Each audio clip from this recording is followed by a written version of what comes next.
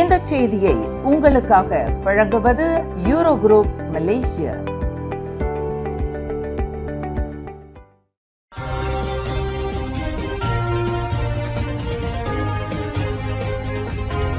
வணக்கம். திசைகளின் 5 மணி செய்திகள். ரோப்ளாக்ஸ் இணைய விளையாட்டை தடை செய்ய அரசாங்கம் பரிசீலித்து வருகின்றது.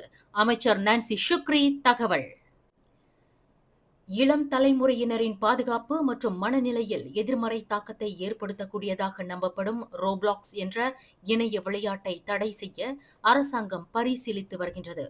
ஆஸ்திரேலியாவில் டிசம்பரில் அமலுக்கு வரும் புதிய ரோப்ளாக்ஸ் ஒழுங்குமுறைகளை அடிப்படையாக கொண்டு மலேசியாவில் இந்த விவகாரத்தில் தீர்வு காணப்படும் என்று மகளிர், குடும்பம் மற்றும் சமூக மேம்பாட்டுத்துறை அமைச்சர் டத்துஸ்ரீ நான்சி ஷுக்ரி தெரிவித்துள்ளார்.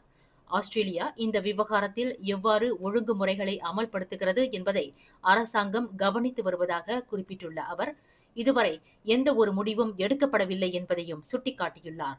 என்றாலும் அதுபோன்ற அணுகுமுறை நமது மலேசிய சூழல் மற்றும் கலாச்சார விதிமுறைகளுடன் ஒத்துப்போகிறதா என்பதை மதிப்பீடு செய்த பின்னரே இந்த விவகாரத்தில் முடிவு எடுக்கப்படும் என்றும் நான்சி ஷுக்ரி குறிப்பிட்டுள்ளார்.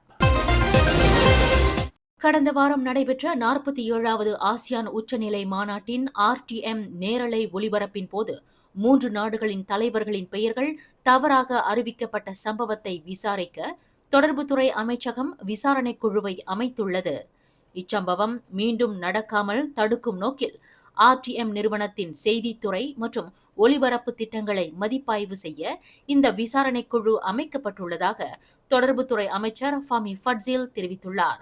இவ்விசாரணையில் நிர்வாகத்திலோ அல்லது ஒழுங்குமுறைகளிலோ குறைகள் இருந்தால் அதற்கேற்ற நடவடிக்கைகள் எடுக்கப்படும் என்றும் அவர் குறிப்பிட்டுள்ளார்.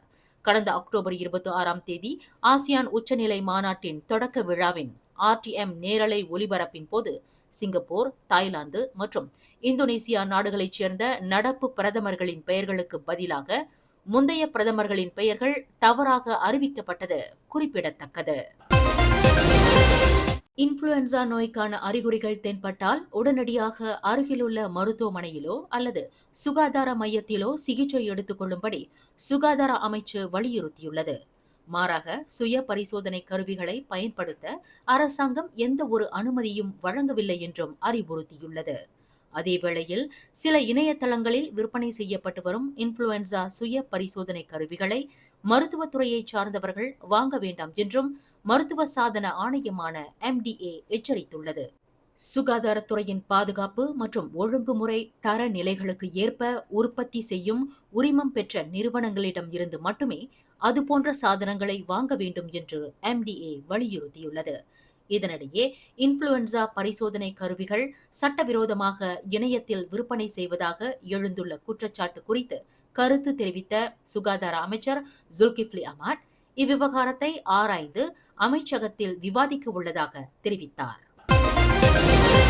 ஜொஹோர் மாநிலத்தில் அடுத்த ஆண்டு ஜமாலுவாங் டெய்ரி வேலி திட்டத்தின் மூலம் சுமார் 3 மில்லியன் லிட்டர்களுக்கும் அதிகமாக பால் உற்பத்தி செய்ய முடியும் என்று எதிர்பார்க்கப்படுகின்றது. இந்த JDV திட்டத்திற்காக ஆஸ்திரேலியாவில் இருந்து கொண்டு வரப்பட்ட 1000க்கும் மேற்பட்ட கறவை மாடுகளை கொண்டு இந்த இலக்கு நிர்ணயிக்கப்பட்டுள்ளதாக மாநில விவசாயம், வேளாண்மை சார்ந்த தொழில் மற்றும் கிராமப்புற மேம்பாட்டுக்குழு தலைவர் டத்து ஜஹரி சரிப் கூறியுள்ளார். தற்போது சினையாக உள்ள கறவை மாடுகளுக்கு அடுத்த 3 முதல் 6 மாதங்களுக்குள் 1000 கன்றுகள் பிறக்கும் என்று எதிர்பார்க்கப்படுவதாகவும் அவர் குறிப்பிட்டுள்ளார். இதன் மூலம் அடுத்த ஆண்டு 3 மில்லியன் லிட்டர்களாக இருக்கும் பால் உற்பத்தி அடுத்த ஆண்டுகளில் 4 முதல் 5 மில்லியனாக உயரும் என்று ஜஹரி சரிப் தெரிவித்துள்ளார்.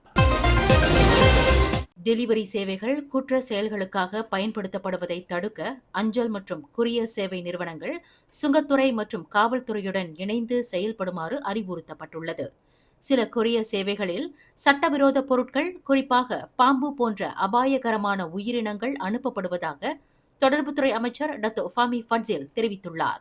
இதனை தடுக்கும் வகையில் அரசு சாரா அமைப்புகளுடன் இணைந்து பணியாற்றுவது அவசியம் என்றும் அவர் குறிப்பிட்டுள்ளார்.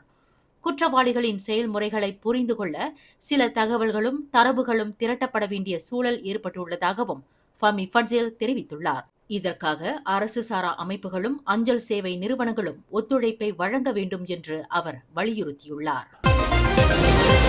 துபாயில் உள்ள கெஃபே ஒன்றில் ஒரு காஃபியானது 1000 அமெரிக்க டாலருக்கு, அதாவது மலேசிய மதிப்பில் 4100 ரிங்கிட்டிற்கு இன்று சனிக்கிழமை முதல் விற்பனை செய்யப்படுகின்றது. உலகின் மிக விலையுயர்ந்த காப்பியாக கருதப்படும் இது பனாமாவில் இருந்து இறக்குமதி செய்யப்படும் காப்பி விதைகளால் தயாரிக்கப்படுவதாக அதனை விற்பனை செய்யும் ஜுலித் கெஃபே தெரிவித்துள்ளது. செல்வ செழிப்பிற்கு பெயர் பெற்ற துபாய் நாடு உலகின் உயர்ந்த கட்டிடங்கள் மற்றும் ஆடம்பர வணிக வளாகங்களை கொண்டுள்ளது. தங்களின் விலை உயர்ந்த காபியை விற்பனை செய்ய துபாய் மிக சரியான இடமாக தாங்கள் கருதுவதாக ஜுலிட் கெஃபேயின் இணை நிறுவனர் சர்கான் ஜெக்சாஸ் தெரிவித்துள்ளார். துபாய் தொழில்துறை நகரமாக இருந்தாலும் கூட தற்போது காஃபி ரசிகர்கள் அதிகம் கூடும் நகரமாக மாறியுள்ளதால் இன்று முதல் 400 கோப்பைகள் விற்பனை செய்யப்படும் என்று சர்கான் தெரிவித்துள்ளார். அலோஸ்தா கம்போங் பீடா 3 உள்ள ஒரு நெல் வயலில் நேற்று வெள்ளிக்கிழமை இரவு தனது மைத்துனரின் தலையை துண்டித்ததாக கூறப்படும் ஆடவர் கைது செய்யப்பட்டுள்ளார். அந்த ஆடவரை 6 நாட்கள் தடுப்பு காவலில் வைத்து விசாரணை செய்ய அலோஸ்தா மஜிஸ்ட்ரேட் நீதிமன்ற நீதிபதி சித்தி மஸ்லிசா மட் அலி உத்தரவிட்டுள்ளார். 38 வயதான அந்த ஆடவர் கொலை குற்றத்திற்காக தண்டனை சட்டம் பிரிவு 302 கீழ் தடுத்து வைக்கப்பட்டுள்ளதாக கூபாங் பாசு மாவட்ட போலீஸ் தலைவர் முகமது ரட்ஸி அப்துல் ரஹீம் தெரிவித்துள்ளார். கொலை செய்யப்பட்டவரின் உடல் தற்போது பிரேத பரிசோதனைக்காக சுல்தானா பஹியா மருத்துவமனை தடயவியல் துறைக்கு அனுப்பப்பட்டுள்ளது என்றும் அப்துல் ரஹீம் குறிப்பிட்டுள்ளார். மேலும் செய்திகளை தெரிந்து கொள்ள கீழே இருக்கும் பெல் பட்டனை அழுத்துங்கள். உங்கள் மகிழ்ச்சியை வெளிப்படுத்த லைக் மற்றும் ஷேர் செய்யுங்கள். தொடர்ந்து திசைகளோடு இணைந்திருக்க சப்ஸ்கிரைப் செய்யுங்கள்.